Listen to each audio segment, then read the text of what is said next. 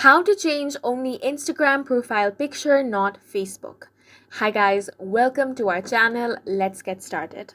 So to change only Instagram profile picture, you want to open up the Instagram app on your device. Now tap on the profile icon at the bottom of your screen. Then from here, tap on the three lines at the top right corner of your screen and tap on Settings. Now you want to scroll down and tap on Account Center. Once you have opened this, tap on Profiles, and now here you can find all of your profiles including your Facebook profile. So now here you want to tap on the Instagram profile. Now tap on Profile Picture option.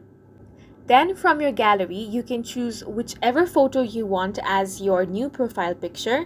Tap on that option. Now you can adjust or edit this as well. Once you have edited the photo, you can tap on Save. And now your new profile picture will be saved for Instagram only. And if you go back and check out your Facebook profile, you will find out that the Facebook profile picture has not been changed. And that's it for this video. We hope you guys found it helpful. Please make sure to hit the like button and subscribe for more helpful tutorials.